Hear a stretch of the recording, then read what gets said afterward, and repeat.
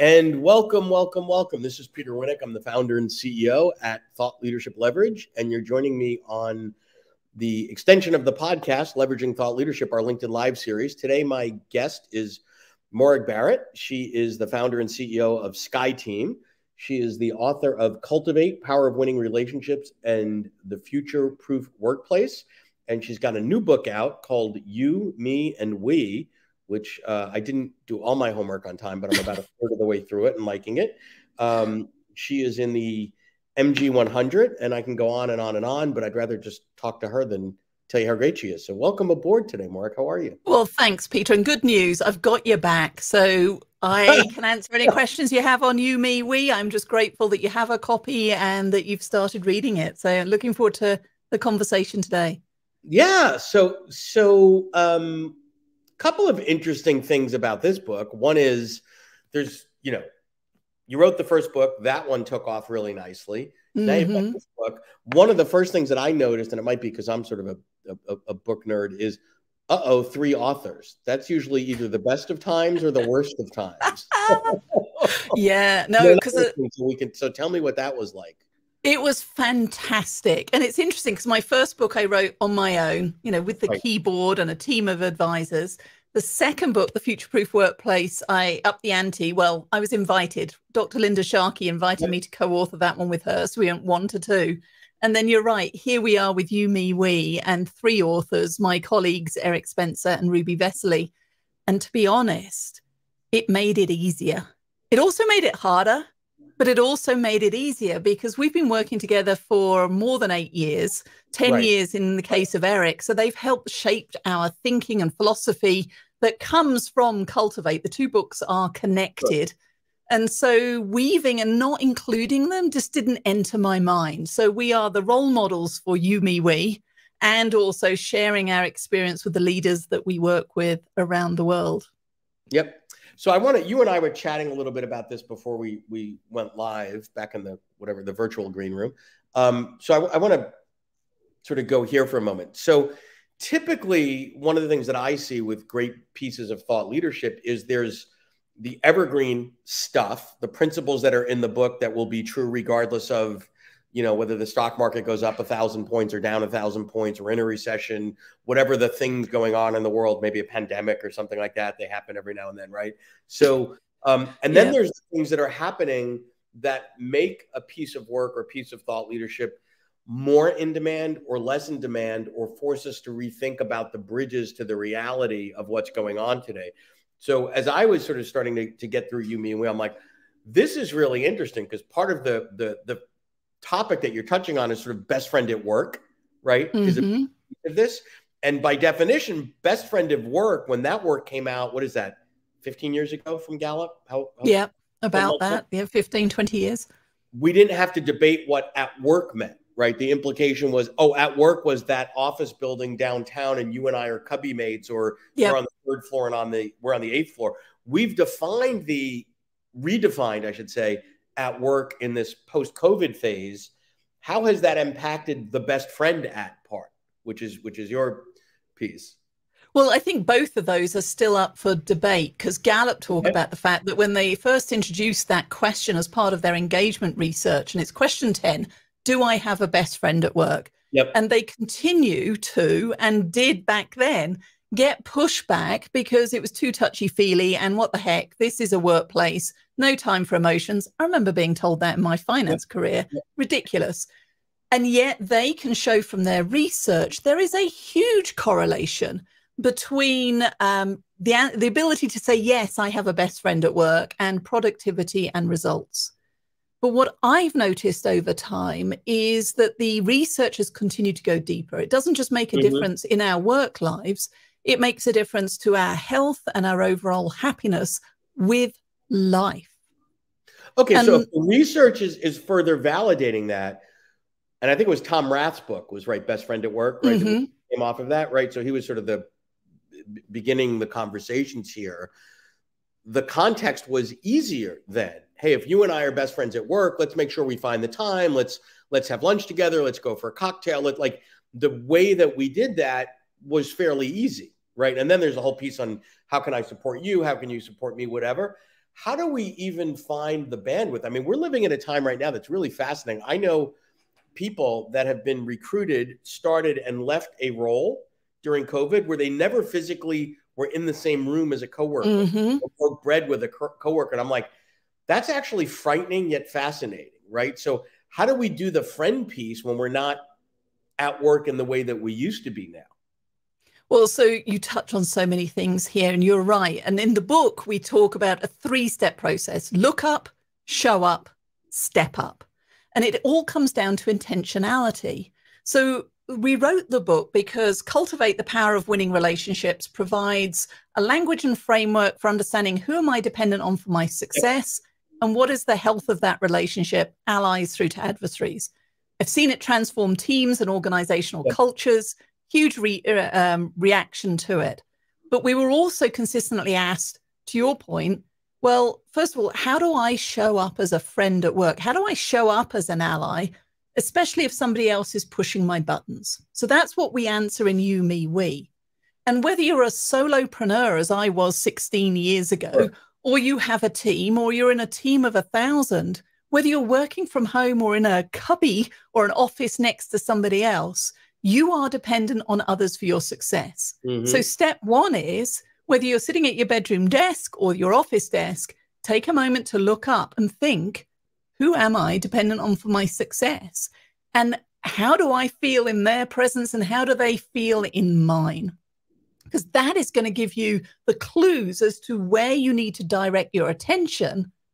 And then the how we do it, whether it's through the camera or in a 3-dimensional coffee shop, really doesn't matter, other than you need to now follow through and think about how do I need to matters. I would push on that a little bit in that the how matters because we have to be more deliberate, right? If it used to be, hey, Tuesdays we do lunch, that's kind of, we don't need to think about it, but it's like most people's days are pretty scheduled. We're on Zoom, whatever. If we were best friends at work, we'd have to say, you know what? Let's 8:30 Tuesday mornings. Let's make that our time or something. Like we've got to find the time. So I make each other available.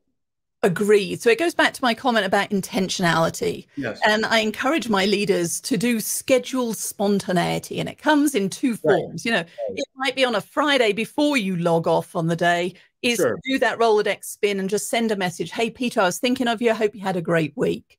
It is about thinking about how you're hosting your meetings on Zoom. One of the things I hear consistently is we're in back-to-back Zoom meetings, don't even have time for a bathroom break at home. I mean, that's just madness, but I know I've been through it myself. And invariably, when we get onto the Zoom call, it's straight down to, what are you doing? Peter, where's that project? What are you doing? What are you doing? It's taking a moment back to reinsert the water cooler conversations, the transition conversations as you are walking through the office, and checking in on how are you doing. And here's why for a moment, because I've been playing around with this idea for a little while that I've been calling agendalessness, right? So it used to be that hallway time. If I bumped into you on the way to the coffee room or something, we didn't have an agenda, but like, oh, great to see you. Hey, you know what? I'm working. Like, we would immediately fill it with something engaging and fun. And, oh, I need, you know what? As long as I've got you, whatever. But like you said, every Zoom meeting, here's the 6 people that will be here for 30 minutes, and we've got to get through this.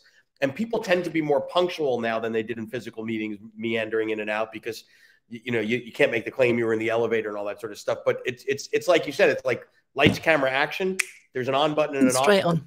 And none of that stuff that happens even at the end of a meeting. Hey, can I grab you and let's go walk down the hall together? So you've got to create those opportunities. You do. It takes energy, It takes energy, but it takes thoughtfulness, because what's at risk if you don't? And our research has shown that 20% of leaders who've completed our ally mindset profile say that they have no friends at work, not even one.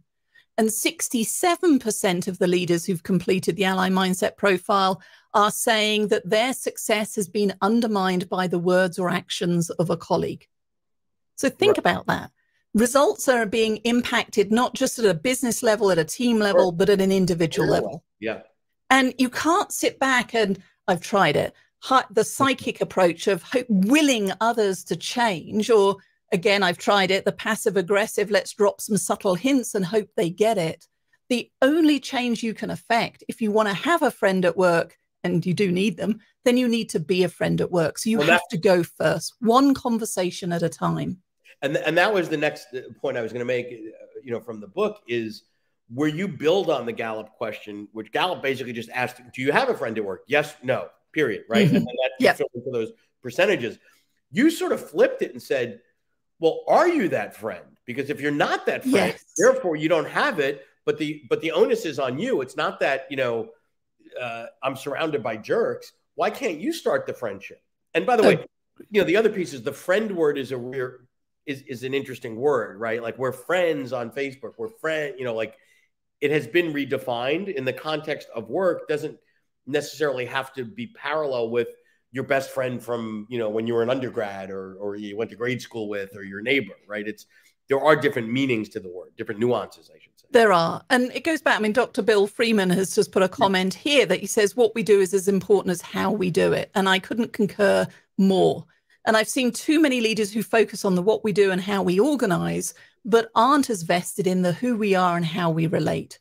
And if we aren't deliberate and thoughtful, that's when the miscommunications can happen, the feeling of disconnection. And therefore, why am I surprised, or why is anybody surprised when you see the great resignation or quiet quitting? If I don't feel like I belong, if I don't feel like you care about me and our success, then I'm going to give you just enough.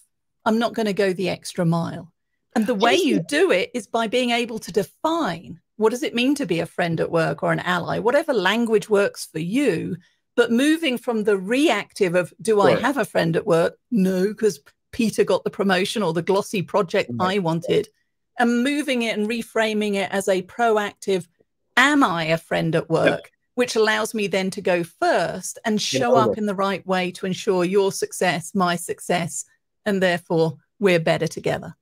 So two things I want to hit on. One is, you know, I think quiet quitting, quite frankly, is just a rebranding of actively disengaged. I think I don't think there is anything new about quiet quitting other than it's a slick, sexier way of saying, are you disengaged? Right? Because people are throwing this phrase and this terminology around as like, ooh, it's a new concept. The Great Resignation is a new phenomenon from what I can see, right? But quiet quitting to me, maybe it's just me griping, I don't think that's a new thing. I think it's a new way to say it. It's a new alliteration. I wrote a tirade against it on LinkedIn, which people can go and look at. And what I don't like about the phrase quiet quitting is it actually is portraying employees, all of us, in a poor light. And when you actually look at what quiet quitting is, it's doing the job description and not going the extra mile. Well, the job description is what you've actually hired me to do. Why should I be penalized just because I'm not going the extra mile? So I believe, yes, you're right. It's similar to and rebranding of, but the Great Resignation, 2 years of sitting at home. And again, I was reading an article recently where employees were reporting that nobody had called in the last 2 weeks just to check in on how they were doing. Right. And that is such a simple first step. Make a reminder on your calendar. Use it at the beginning of your meeting, like I said earlier on. But closing that gap isn't rocket science. Right. Carve out 30 minutes a week, catch up, and you'll figure out who. Just if it's not on the calendar, it doesn't happen. So I want to go to the book, but I want to go in a sort of a different path if we could. Okay. So the book has been out now 6 weeks or something like that, right? And you've done all the things that I see all my friends do the right books. You've got your friends supporting it, everyone you can sort of pushing it. What has been different? Because there's been, what, 8-10 years since the last book? 5 since The Future-Proof Workplace and 8 since Cultivate came out, yes. You've got 8, 5, and now. What has been the same and what has been different as you've launched now your third book? What has been the same? Well, it's still a lift. I mean, you talked about writing with co-authors and even the nuances of, well, how do you write? Do you write in a third person's voice? And how do we differentiate? Because it gets very clunky very quickly. Thankfully, we were able to work that out. The same is that writing the book is hard. Getting ready to launch a book is hard. Selling a book is hard. Getting people to write reviews online is hard. Yeah, and that's what I'm talking about is more I mean, everybody thinks the hard part about a book is writing it, and it is until you're done writing it and you now have to go into Life promotion, of book, right? life of book. Which I think most people would agree it's far harder to actually unleash the book and get it out into the wild and all that. So that's kind of where I was going. What are you seeing that's similar, and what are you seeing that's different? And what's different is podcasts. So conversations like this, we've done a lot of those. And what that has done is obviously I can do it from the comfort of my home office. Right. And unlike in the past with Cultivate, going on the road and doing a bit more of a traditional book tour as was, and the speaker circuit, the advancement of technology and all of us to be more receptive to sit and listen to podcasts or watch some of these live streams just gives us access to a broader range of folks that might not otherwise have got there. And I think what's different from us is we have a thriving leadership development practice. So the book is augmenting the work that we're doing. It is part of the package, as opposed to some authors where it might be the lead point of introducing them to the world. Well, touch on this, if you will, because I think that there's a lot of misalignment between the publishing universe and the author universe. So there's a brief there's a brief moment in time where everybody's interests are aligned. We want to sell more books, right? Because bottom line is publisher only makes money, number of units sold times up profit margin. Author thought leader makes money. Yeah, they make some money on that, but that's not really why they're doing it, right? They have other ways to monetize the ideas that live in the book. You have your company and all the different things that you do there. So there's that brief moment in time where everybody's aligned, everybody wants to get the book out, right? And then the publisher, they tend to think in kind of 90-day cycles and then they move away. The reality is most business books don't sell well and they do better year 2 than year 1. And most business books have a shelf life, no pun intended, of at least 5 to 7 years.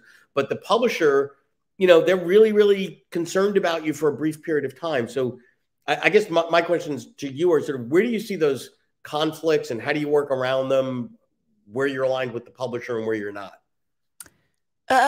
So I don't know quite how to answer that, because, as I think about the ally mindset profile that we introduce in You, Me, We, abundance and generosity and focused on mutual success is our operating system at Skyeteam. And so far, our experience with page 2 has been phenomenal as our publishers for You, Me, We and the support that they've given. So I don't have any gaps. And I think maybe because I go in as a very pragmatic, I'm not looking to retire and sit on a beach and drink drinks with an umbrella based on royalties from You, Me, We. What we said was, we have a message worth sharing, one that's going to have an impact at an individual level. Sure. Let's get it out there. So what am I missing, Peter? Well, You're the guy who's the professional. Well, I guess maybe, I don't know if I'd call it missing is, I don't think it's the this will be the next Harry Potter, right? And they'll be making theme parks on You, Me, We. Oh my goodness, that would be an interesting ride. I don't know if it'd be a roller coaster or a ghost train. Yeah, but I think oftentimes the strategy and the launch and the success of the book, the real beneficiary would be the entity, would be Skyeteam in this case. Right? And the things that you do, that it's a great net new client acquisition vehicle. It's a great way to elevate your brand. It's a great way to reintroduce yourself to previous clients with a newer version of the message. Which doesn't necessarily take lots of units. I mean, you get the right book in the right 50 hands of the right people and triple your business and tell your publisher, I only sold 50 books, but they were the right 50 books. That's not going to be a good conversation, right? Well, thankfully, I know we have an order going in this week for 500 copies to support some events that we're doing next year. So you're right. I think for first-time authors, especially, thinking about that life of book and how you're going to integrate it, because if it just sits catching dust on your bookshelf or anybody's bookshelf, then it's not serving anyone, whether it's you, the client, or the publisher. Right. So for us, I know what our 2023 projects look like in terms of revamping and refreshing all of our online content to go with it. So you have the book, but if you want to learn more now, there's the self-serve online content. We have our new keynotes that are now getting booked. I just took a booking for November of next year. And then there are other programs if you want to bring it in holistically, either for your team or your organization. So thinking of the book as an ecosystem and different ways to engage the conversation with others, whether it's self-help or no guided help through Skyeteam. That's a win-win for everybody. Yep.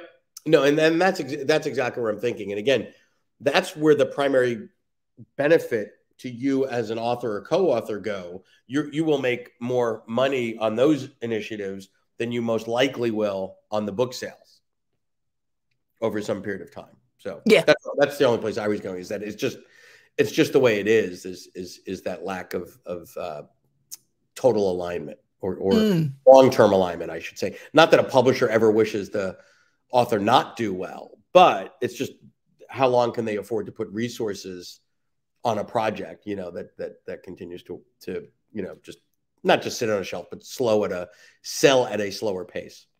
Cool.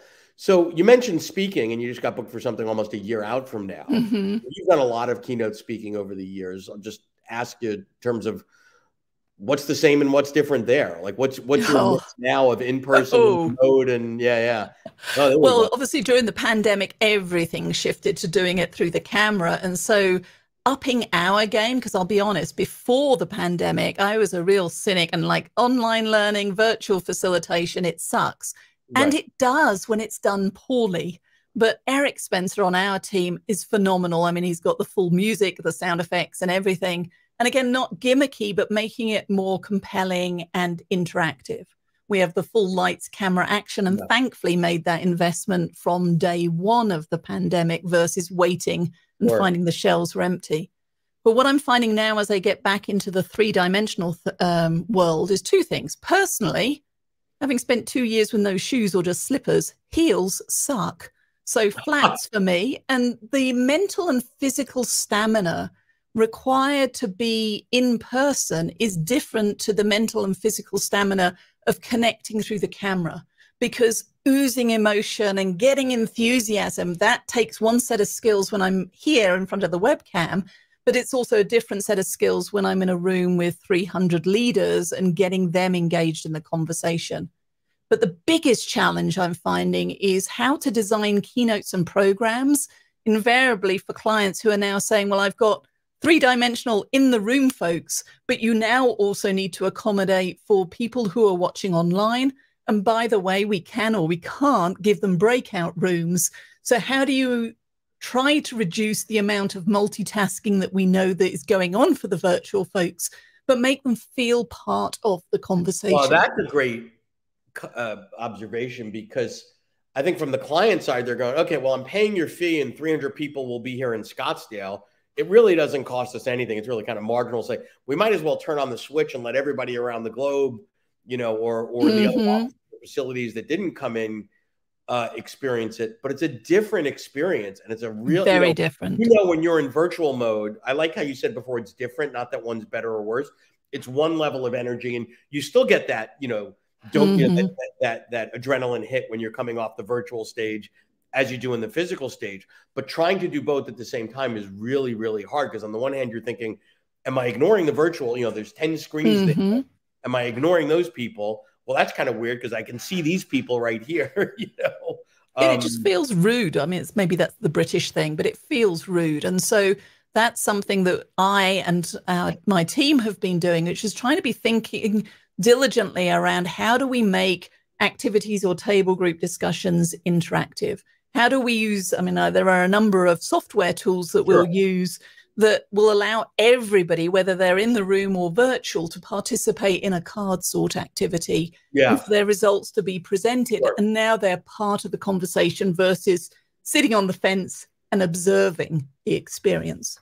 Yep. And I think that one of the changes is the edutainment side of the keynote world is going away, because I want to be entertained. I can turn Netflix on. Yes. Right. So that sort of whatever, the overly dramatic and the Olympic skier and, all these things, not that they're bad stories, but if it's just a story or a personal thing, or really woo woo and, push it up and pump it up and, whatever, that companies just aren't making those investments. They look, particularly as we're moving into a recessionary time, making investments in content and thought leadership in whatever format it's delivered that connect to capabilities that are being developed that drive business outcomes. So, and way more interactivity. I mean, we just did a program. It turned into a one-day event for 140 leaders for a new client, and giving them the opportunity. If you're going to invest in bringing 140 people together in person, then it can't be talking heads. And their original phrase to us, which tugged my heart, was, well, if you're not available, I suppose we can just wing it. And it was like, you're not winging anything, because if you do this poorly now, you will be paying catch up for every event that you do in the future. Yeah. So we moved things around. We were able to go and support them. And it moved from being just a 90-minute keynote to a full day event. And what we did was to make sure that there were plenty of opportunities for people to meet a stranger, essentially colleagues that maybe they've never met in person because they onboarded during the pandemic, or we've just lost touch with because you're sitting in one geographic location, I'm in another, and we've been through the pandemic. No, and I think that's a great point, because we can deliver content fairly efficiently this way. Yeah. What we haven't really cracked the code as well on is, how do we connect? How do we do that community thing, right? Like every time, you know, I did a little research in the middle of the pandemic, and it was basically asking a bunch of event planners, tell me about the best event you ever did. And all of them came back with, the theme. Oh, we did one on resilience, and we had flying monkeys, and there was an event that did this, and people made bicycle. It was always about what the activities were and all that. And then I would ask people, tell me about the best event you went to, and they would say something like, I don't remember if it was Scottsdale or Orlando, because it's all kind of the same after a while. I'm not sure what association it was, but that was the first time Morag and I met at the bar. And we became great friends ever since. And we've known each other for 12 years. And since then, I've been a client and she's been a client, like blah, blah, blah, blah, blah. Yeah. They can't even remember the where. What they remember is that was a great event, because that's where the human connection, the relationships, that's the whole point. And and I want to pick on two things there. One is the opportunity when you're coming face to face. So if you're doing a retreat with your team, for example, don't just pack the agenda with business stuff. Also build in time for the who we are and how we relate. But I also want to point out that it is possible to do it through Zoom. And you mentioned in the introduction that I'm a member of the Marshall Goldsmith 100 Coaches Group. And I met a few of those members for the first time in person just before the pandemic. But beyond that, every relationship that I've built in that group has been through the camera. And we had the opportunity to get together in the summer. And I can tell you, it was like meeting long lost family and friends. And so with intentionality, if you focus on the camera, you can build deep and personal ties with others, but you have to choose to do it. And you have to choose to be vulnerable and share your stories and connect in the way we would do it, maybe in 3 dimensions, either at the bar or over coffee or over lunch. But now I'm doing it here between 10 and 10:30. It's intentionality. It's showing up and it's leaning in and choosing to do it that makes the difference.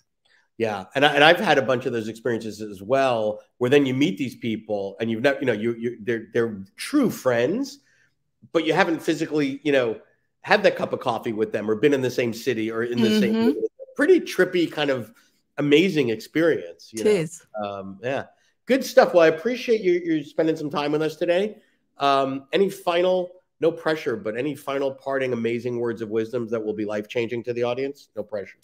Well, when it comes to cultivating our relationships, personal or professional, it isn't whether or not you have a friend at work. It's whether you are a friend at work. So I just encourage everybody, pick one relationship that you know that you're either curious about or could do with some extra care and attention, and give that person a call, send them a text, send them an email now just to say that you're thinking of them. I guarantee that over time, you and they will reap the benefits. Awesome. Thank you so much. Appreciate it.